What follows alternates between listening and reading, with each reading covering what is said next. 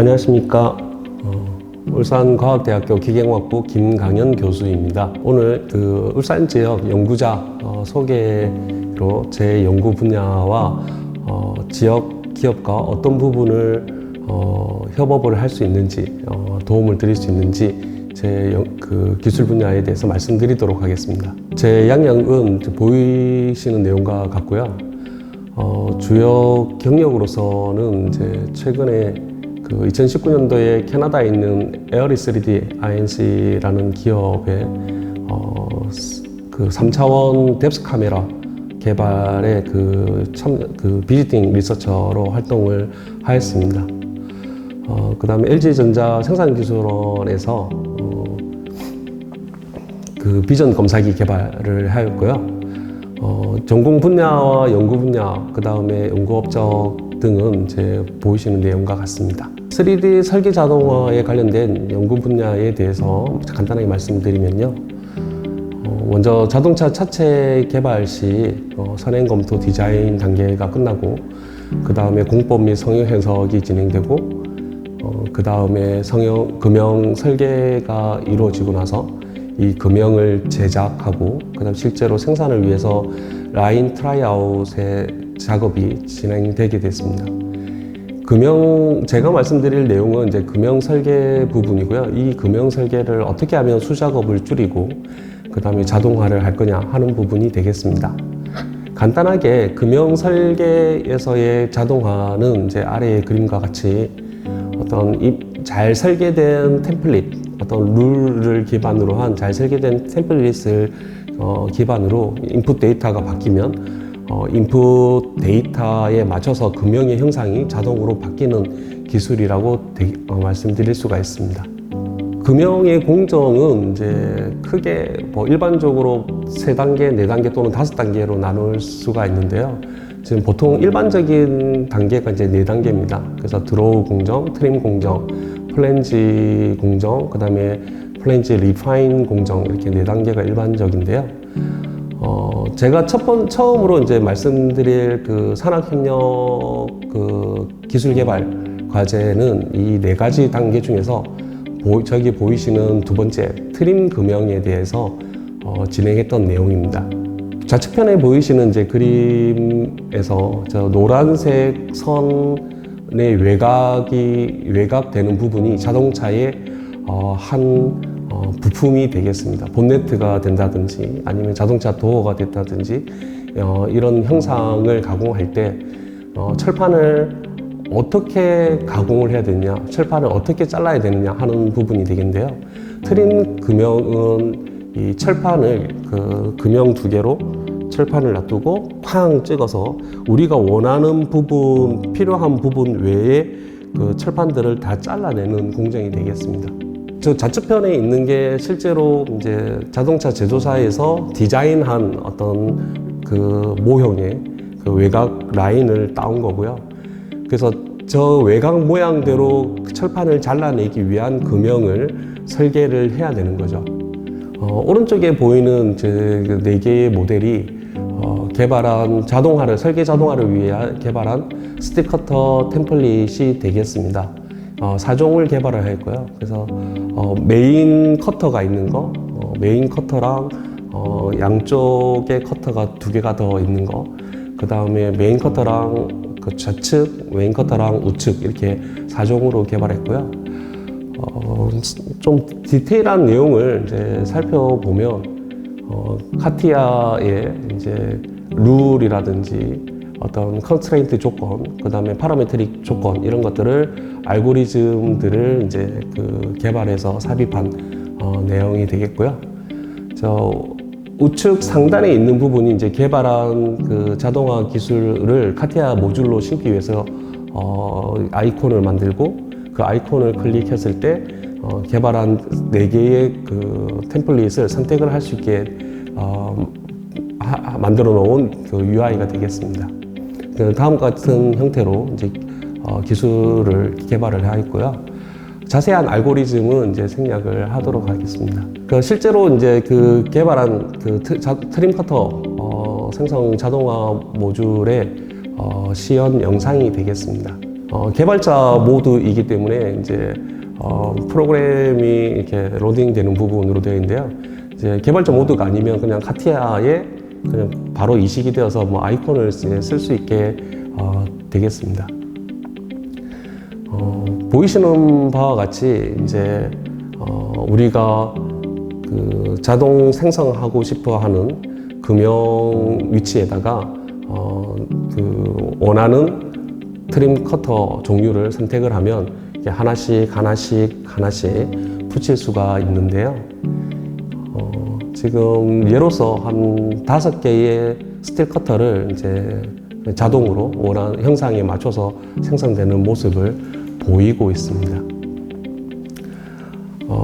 이 우측에 이제 보이는 그래프는 이제 실제로 이 자동화 기술을 적용하지 않았을 때랑 자동화 기술을 적용했을 때에 걸리는 시간, 공수가 되겠습니다.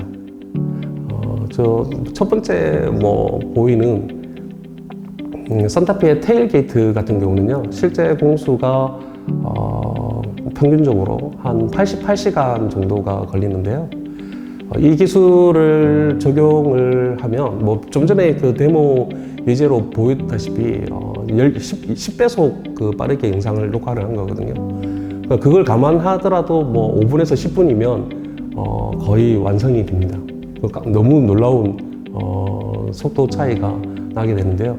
물론 이제 이렇게 클릭 몇 번으로 되는 게 아니고 이제 클릭을 한 다음에 오류가 없는지 아니면 볼트 위치를 조금 조정한다든지 이런 추가 작업이 조금 더 걸려서요. 그래서 그 실제 예측되는 그 시간은 완전히 수작업으로 했을 때 한 88시간, 이런 자동화 기술이 접목되었을 때는 한 5시간에서 한 3시간 요 사이 정도 걸리는 걸로 예측되고 있습니다. 다음 그 소개해드릴 개발한 기술은 이제 울산 지역에 있는 기업과 핫스탬핑 금형을 이제 자동 설계하는 그 내용이 되겠습니다. 핫스탬핑 금형은 이제 일반적인 그 재질, 일반적으로 이제 자동차에 사용되는 재질을 사용을 하게 되면, 만약에 이 자동차를 더 단단하고 안전하게 만들고 싶다 그러면 그 자동차 강판을 점점점 두껍고 더 무거운 녀석을 써야 되죠. 하지만 이제 자동차라는 녀석은 이제 무거우면 무거울수록 연비가 좋지 않습니다. 그래서 하나의 대안으로는 그 철판이 굉장히 얇지만 단단하고 강도가 센 철판을 사용하면 되겠죠. 하지만 생산의 입장에서는 이런 아주 단단한 그 강판을 쓰게 되면 금형이 깨어지는 문제가 생깁니다. 이제 가공이 안 되는 거죠. 그래서 나온 기술이 핫스탬핑 공정이고요.